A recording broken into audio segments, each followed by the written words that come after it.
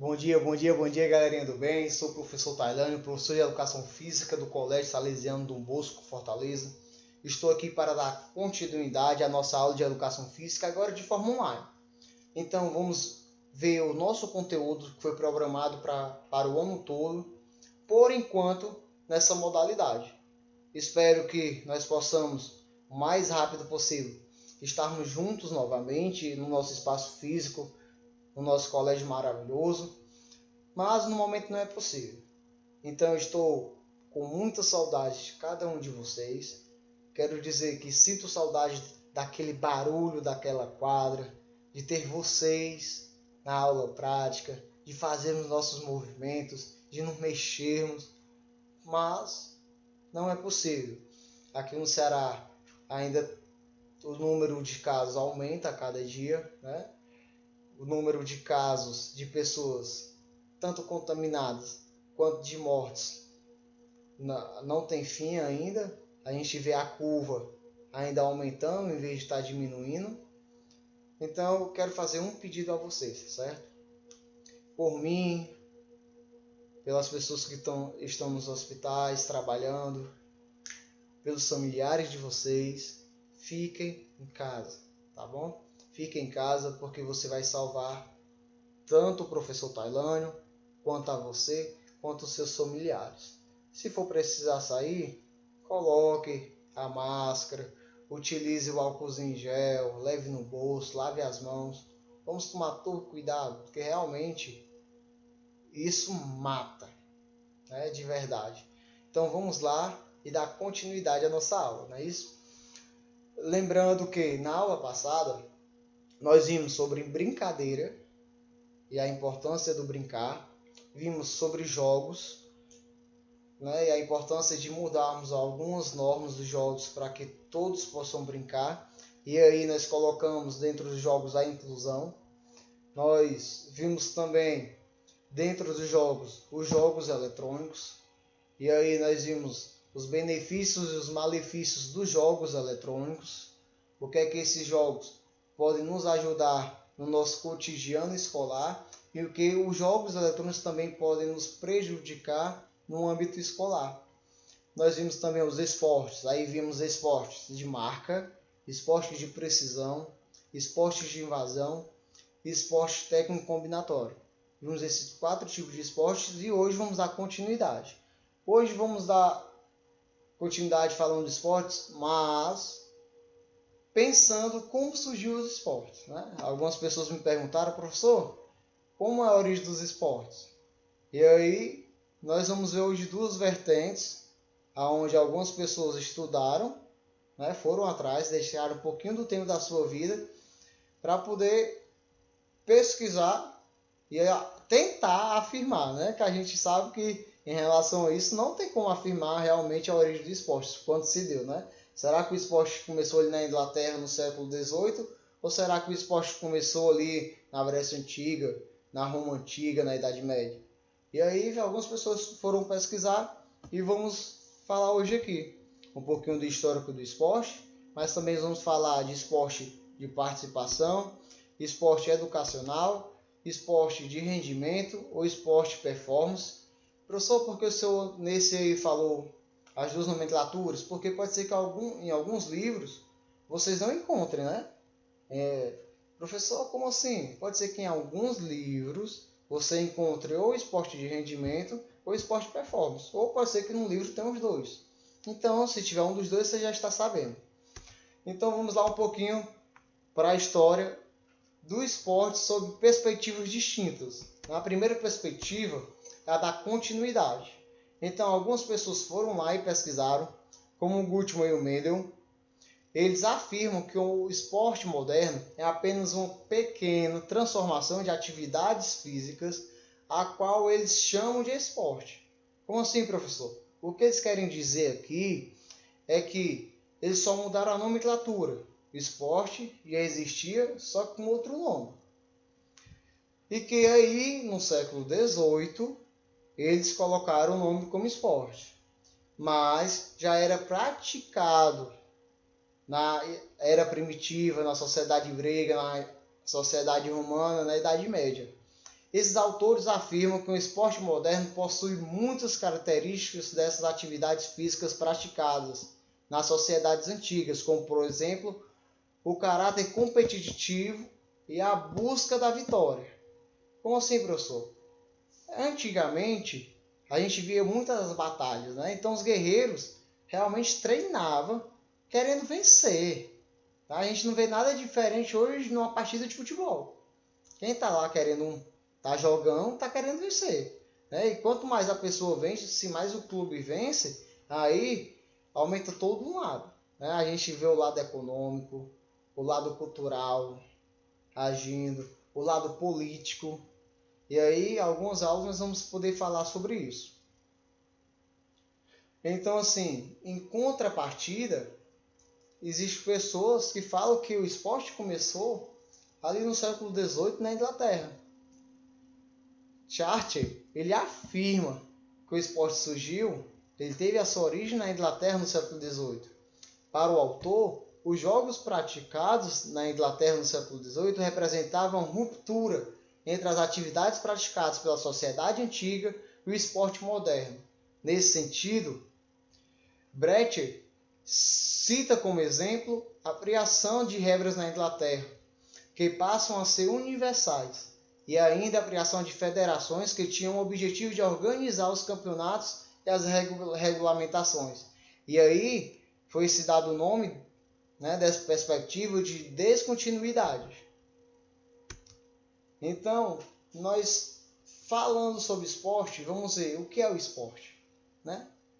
O esporte ele é caracterizado como uma atividade física institucionalizada, sujeito a regra, códigos e regulamentos, regulados por instituições de administração do desporto, denominadas de ligas, federações ou confederações. Como assim, professor?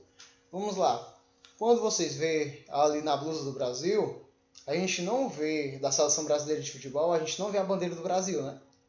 Nós estamos vendo um símbolo de uma confederação, que é a CBF, Confederação Brasileira de Futebol. Ela que regulamenta todo o futebol aqui no Brasil. Professor, em termos de Brasil é a CBF, em termos de mundo é a FIFA. Quem nunca ouviu falar da FIFA, né? Então, assim, para ficar mais fácil a gente entender, eu dei esse exemplo.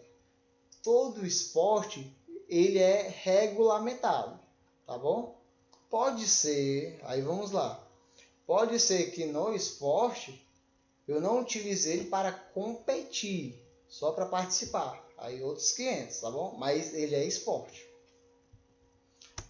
O esporte, ele tem uma legislação, certo? Que é a legislação do desporto, ali no capítulo 3, que é da natureza e das finalidades do desporto. No artigo 3, o desporto pode ser reconhecido em qualquer das seguintes manifestações. E aí nós temos 3 manifestações, como eu já falei. O desporto educacional, o esporte educacional, o esporte de participação e o esporte de rendimento.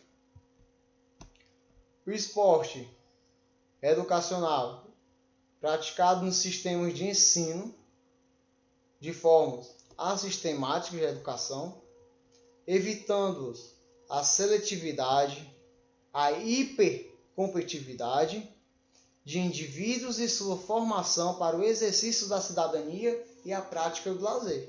Como assim, professor? No esporte educacional é importantíssimo que o caráter competitivo não prevaleça da socialização, certo? Não, porque o que acontece? Quando estamos competindo, a gente se esquece muito da outra pessoa, né? Que aí a gente pode abrir aqui como o adversário, né? Então, no esporte educacional, não é importante que isso aconteça. Por quê? Porque muitas vezes você vai querer vencer e vai deixar aquela pessoa de lado. E a gente sempre vê que no esporte onde tem muita competição, o lado que perde, a gente vê cabisbaixo, meio triste, porque ninguém quer perder. Porque nós já tivemos essa cultura, já está enraizado em nós, a cultura do vencer. Né? Desde pequeno que nós escutamos, você tem que ser o melhor, você tem que vencer, você não pode tirar nota baixa, você não pode isso, você não pode aquilo, porque nós temos essa cultura dentro de nós, certo? E aí nós temos também o esporte de participação, que aí de modo voluntário, compreendendo as modalidades esportivas praticadas com finalidade de contribuir para a integração dos participantes na plenitude da vida social, na promoção da saúde e na educação, certo? Preservando o meio ambiente. Como assim, professor? Vamos lá. É importantíssimo para o esporte participação que a pessoa não seja obrigada a participar. Seja algo voluntário. Tem alguém ali na pracinha e aí estão batendo racha, né? Aquele nosso famoso racha. E eu quero participar. Eu quero jogar. Eu quero sentir o que ele sente. Porque ali é algo lúdico, que é algo dá prazer a gente fazer. Então eu chego lá e digo, ó, o cortinho de fora é meu. Isso é esporte de participação. E aí eu vou dar algumas características do mesmo esporte nas 3 modalidades. E aí nós temos o esporte de rendimento, né? Que ele é praticado segundo normas gerais, de leis e regras de prática desportiva, nacionais e internacionais, com finalidade de obter resultados e integrar pessoas e comunidades do país e estas com as de outras nações. Como assim, professor? Vamos lá, né? Tá aqui. A finalidade do esporte de rendimento não é só vencer por vencer, né? Mas também de ali socializar diversas culturas. Nas Olimpíadas, a gente vê a cultura sendo realmente integrada, né? Ali um brasileiro com um espanhol, aí a gente com um australiano, com um nigeriano, com um japonês, estão todos juntos. E aí é importantíssimo a gente lembrar lá das Olimpíadas de 2004, onde o Vanderlei correndo na maratona, ele foi segurado por uma pessoa e aí ele estava em primeiro lugar, terminou a corrida em terceiro lugar. E só que depois, quando terminou as Olimpíadas, ele ganhou uma medalha de honra ao mérito por ter dado continuidade, né? Por não ter desistido. Porque se ele não tivesse ali sido preso, ele teria ganho a corrida. E como foi importante ver os outros atletas reconhecendo isso. Então a gente fala muito do esporte de rendimento como se fosse algo ruim, mas não é, né? Então vamos lá. O esporte de participação, referenciados pelos princípios do prazer lúdico. O que é prazer lúdico, professor? É tudo aquilo, galera, que nos faz sentir bem. Aquele bem-estar. Eu falei isso até em relação às brincadeiras. Acredito que vocês se lembrem em relação a isso, né? Que nos faz sentir bem. E essa manifestação ocorre em espaços não comprometidos com o tempo e livres de obrigações da vida cotidiana. Apresentam como propósito a demonstração, a diversão, o desenvolvimento pessoal e a interação social. O esporte de participação pode ser praticado por jovens, adultos, indivíduos de terceira idade, portadores de necessidades especiais, homens, mulheres, qualquer tipo de pessoa pode participar desses esportes. Só que aí você tem que ter cuidado quando a gente fala assim, o esporte de participação e esporte de rendimento ali nas corridas, né? Quando a gente olha ali para uma maratona, né? Uma São Silvestre, ela é dividida em 2 partes. Ela é dividida em esporte de rendimento para aqueles corredores, né? O pelotão da frente, que ali realmente as pessoas treinam pesado para isso, e aquelas pessoas lá de trás que vão realmente para poder participar, porque gostam de correr, porque gostam de sentir prazer correndo. E aí nós estamos vendo aqui nessa imagem pessoas numa praça fazendo atividade física, né? A gente costuma aqui muito ver nas praças de Fortaleza a zumba, né? Então são algumas atividades que são ao ar livre, né? E precisa apenas do seu desejo em participar. Pronto, agora no esporte e educação, Vamos tentar focar um pouquinho nele, certo? Ele é focalizado na escola, tem por finalidade democratizar e gerar cultura pelo movimento de expressão do indivíduo em ação com manifestação social e de exercício crítico da cidadania, evitando a exclusão e a competitividade exacerbada.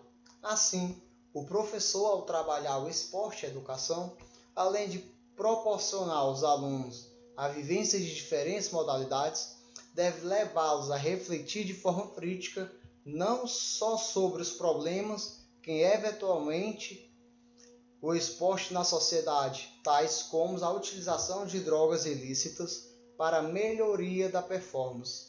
Aí a gente pode falar em relação ao doping, né?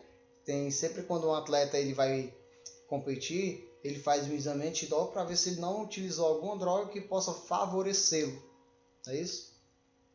A corrupção e a violência, mas também sobre seus aspectos positivos, como a geração de empregos, o desenvolvimento de pesquisas científicas, tanto no tocante das novas tecnologias, como na área médica.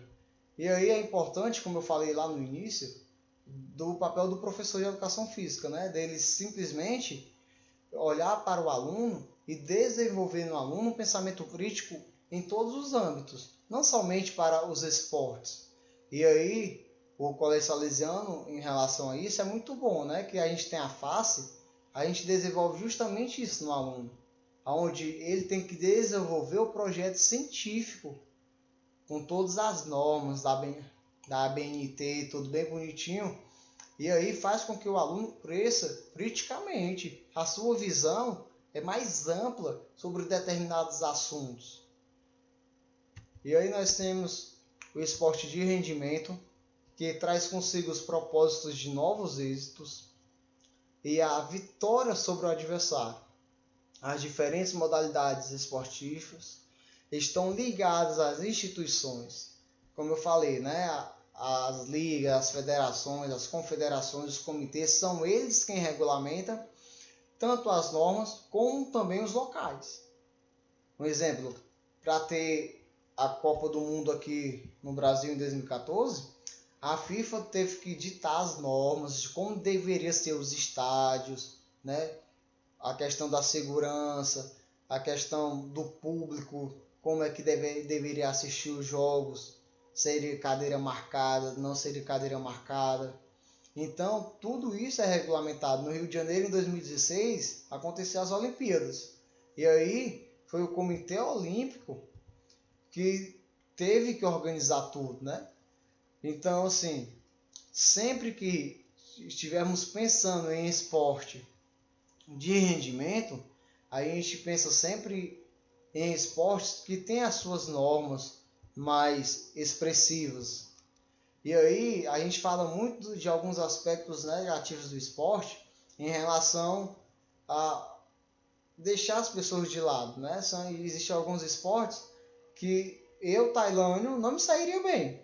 Como exemplo, eu fosse jogar basquete, não daria para mim. Professor de 1,76 m, né?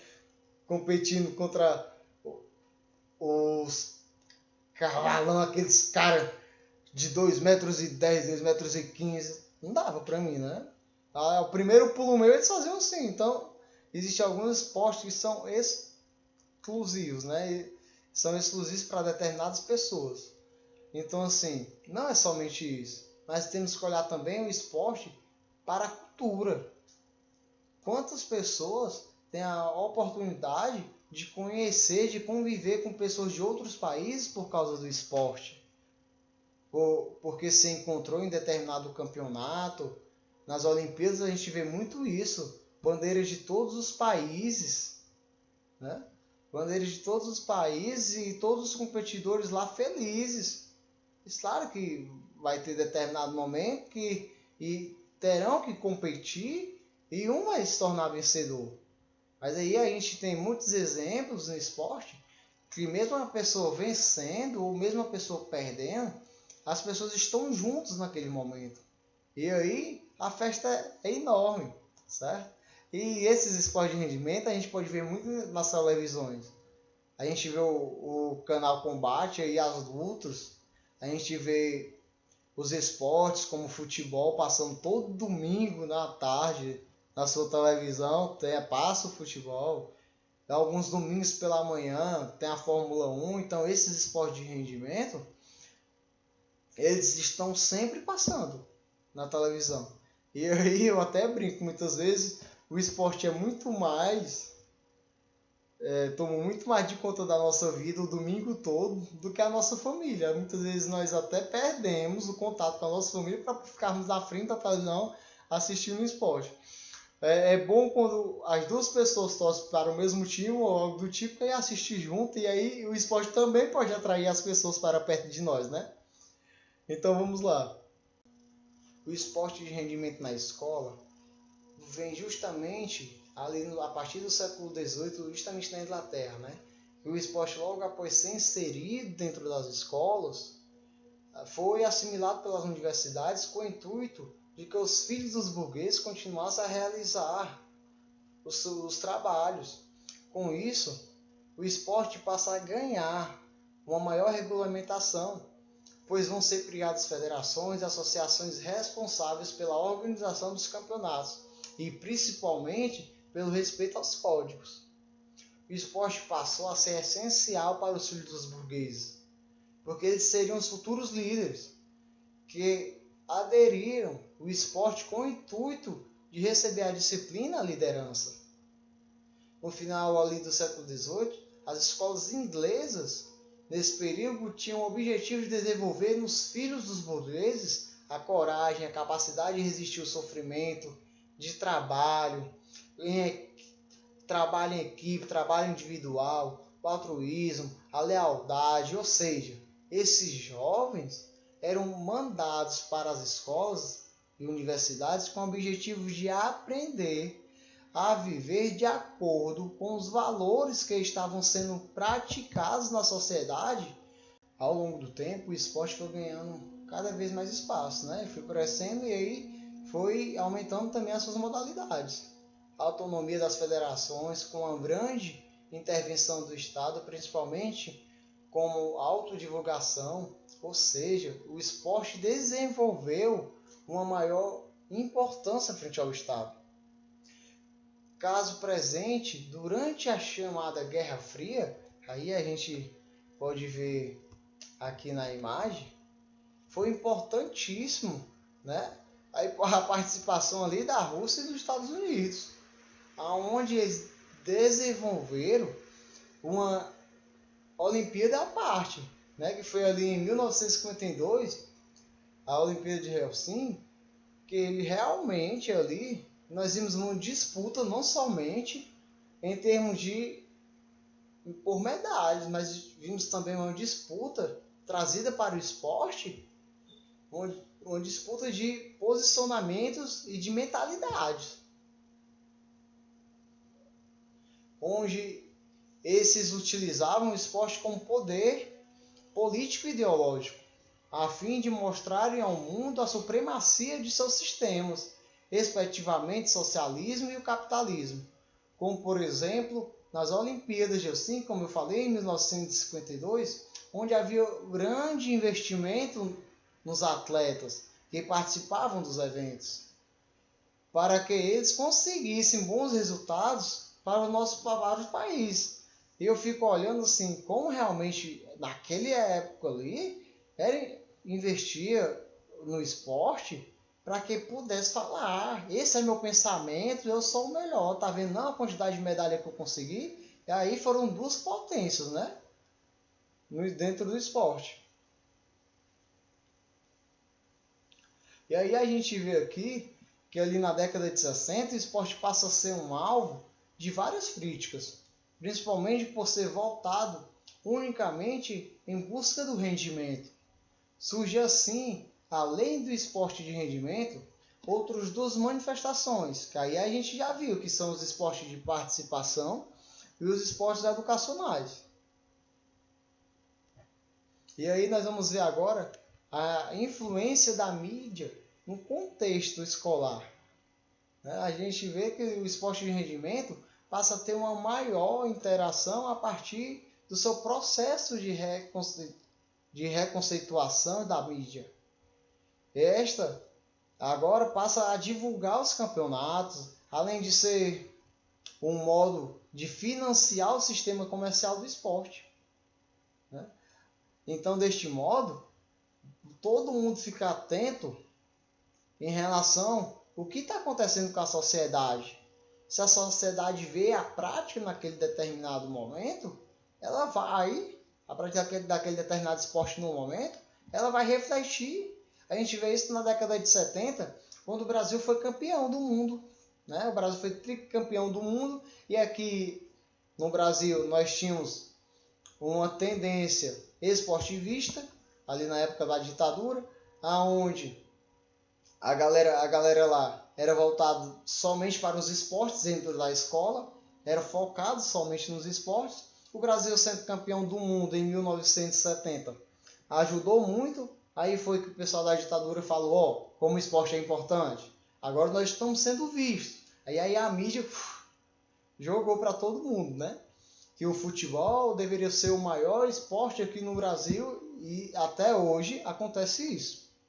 A organização esportiva que dirige o esporte espetáculo e que procura manter-se enquanto dirigente da instituição esportista, somente mantém a questão da educação, da saúde, da confraternização no seu discurso para suprir eventuais déficits de legitimidade social. No entanto, concretamente, trata-se de um mero exercício de retórica.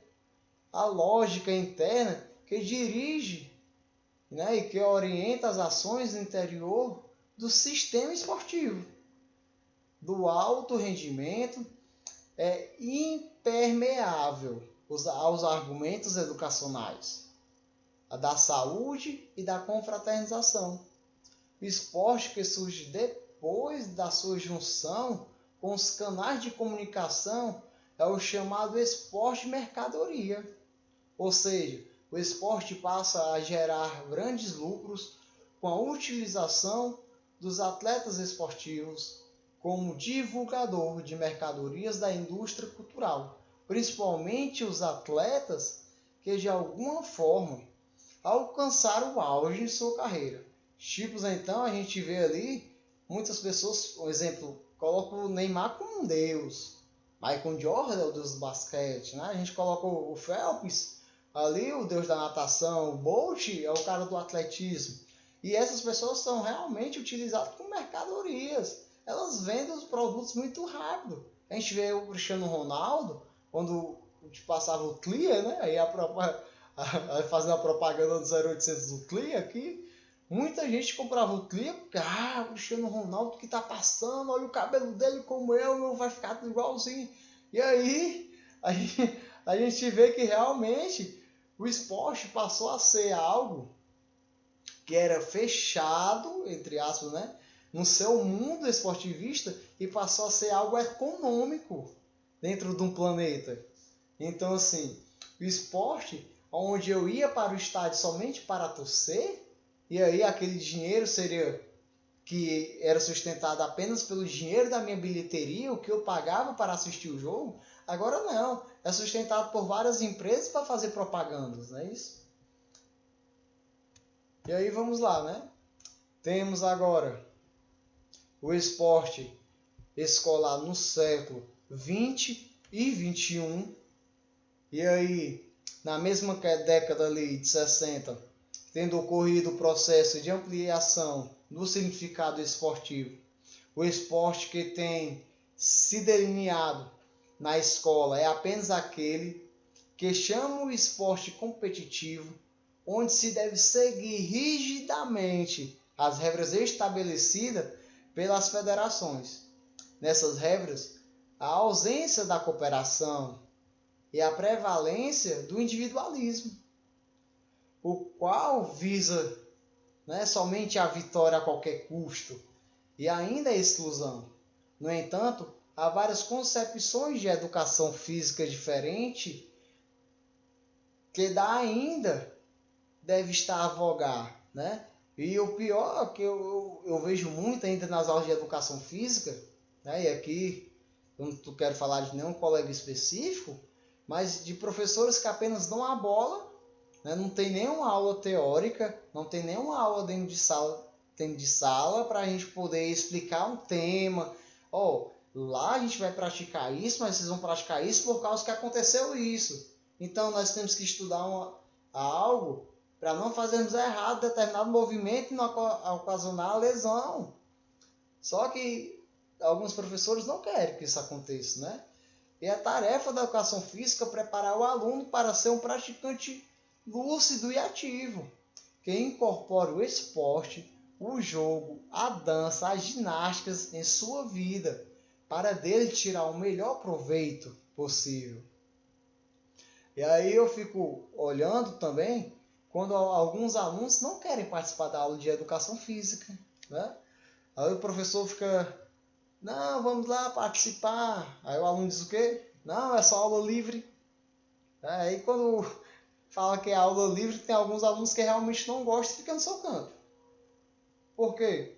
Porque ele não é bom no vôlei, ele não é bom no futsal, ele não é bom no basquete. E aí são esses esportes que são mais praticados.